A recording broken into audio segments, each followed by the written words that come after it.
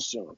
Yeah, and I mean the thing that's really interesting about Wiggins to me is there is there is the PJB era and the post Jimmy Butler era. You have pre and post Jimmy Butler here, Jason, because when you look at his career, it is like Jimmy Butler got inside of his head, Jason. I mean, when you look at the way that he was playing through his first 3 seasons before Butler arrived, he looked like an ascendant star in some ways. I mean, I think a lot of us had our doubts, but he looked like a guy who could do a lot of things and looked like a really productive NBA player, a guy who could get to the line, a guy who could create his own shot to some degree, and an improving shooter. And Butler really laid bare that he was not that guy. He clearly couldn't adjust to having a player like that on the team. And I think if you're the Timberwolves, you sort of hope that a year after he had his first real injury, I mean, he basically had yet to miss a game. He'd missed a single game in his first 4 seasons. Last year he had some health concerns. I think that that's the key for this team. If Wiggins can come back and become a little bit more of the player that they were hoping for, that could really make a big difference for this team because he could open up some possibilities. But sort of along those lines, Jason, where do you see the ceiling of this team? 30 wins. I mean, they're not going to be better than the Nuggets, the Jazz, the Blazers. I mean, they got a shot to be better than Oklahoma City, depending on how things shake out when the games start. But I think 30 wins. They're going to be one of the bottom feeders in the West. There's no question about it. So I don't see them winning much more than that. So I'm gonna say that I think their ceiling is this is not really a team ceiling, but it goes along with what you said. I think their ceiling is good enough that Carl Anthony Towns gets dark horse MVP buzz. Uh, and that means not a playoff team, but a team that's frisky enough that when someone looks at his stats, they go, "Whoa!" I mean, that guy has to be in the MVP conversation, right? And they look at the team like, they're okay. But imagine how bad they would be without them. That's sort of where I see their ceiling. And that's a weird ceiling, but this is a weird team, Jason. They are a really weird team. That's why when you look at the floor for them, I mean, I think they could be the third worst team in the West with only Phoenix and Memphis being worse because they're not full on rebuilding. You know, Phoenix and Memphis don't have superstars. I know we talked about Jaron Jackson Jr. being a stud. Phoenix has a couple young players, but Carl Anthony Towns is a bona fide all star. He's knocking on the door of superstardom. So I think that's enough to carry the Wolves away from the dreck of the West, but still not good enough for a playoff spot. Oh yeah. I mean, their floor is really low. I don't think there's any two ways about it. We talked about teams that have insurance policies with their star power.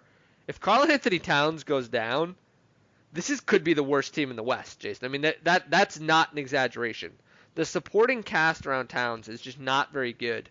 If he gets injured, he misses time, they're going to lose a lot of games very, very quickly. So when you look at this team's over under, I think you must have been a little surprised at this number because it surprised me even a little bit to see them at 35 and a half with how much the rest of the conference improved. And I'm gonna go under. I mean, I'm not gonna build the suspense here.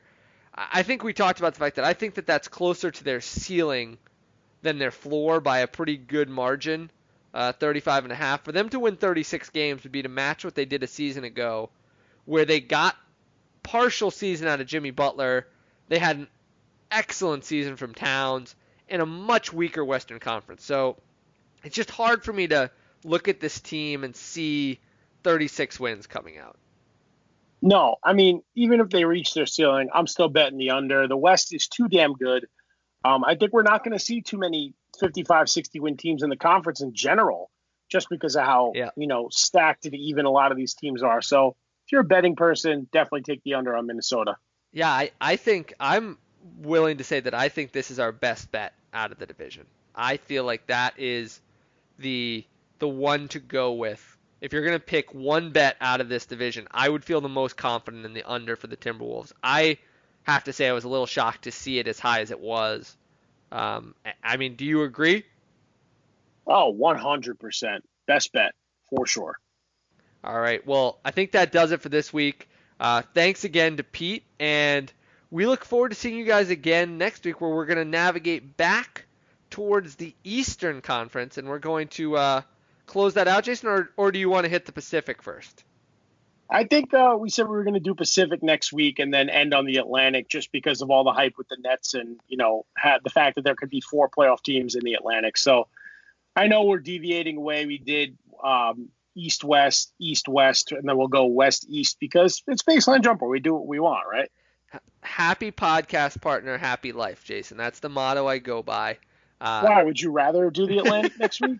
No, I am happy to do the Pacific. I have some serious thoughts, so I'm excited to do the Pacific, and we'll talk to you next week. And Jason, I'm going to talk to you next week. We get to touch on Clippers, Lakers, and Warriors next week. I mean, this is a jam-packed division. I have to say there might not be a more exciting division going into this coming year than the Pacific, given that there's 2 legitimately good LA teams, as well as the Warriors, who have been the single biggest draw in the league.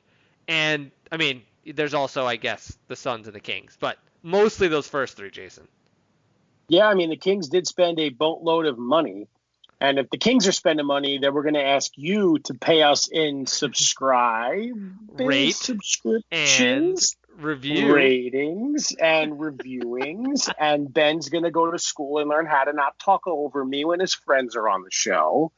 But again, guys, we thank you for listening. Shouts to Pete, as Ben said earlier. And we'll be back next week with another show if Ben and I are still friends. Which we will be. And as Jason said very eloquently, subscribe, rate, and review. This is where you want me to tell them to give 5 stars. Now you want to be a simpatico with me? You know what? Give us 6 stars. How's that? Or 6.5 even. And with that, folks, we'll talk to you next week. And get ready for some NBA basketball because it is coming. 3 weeks away.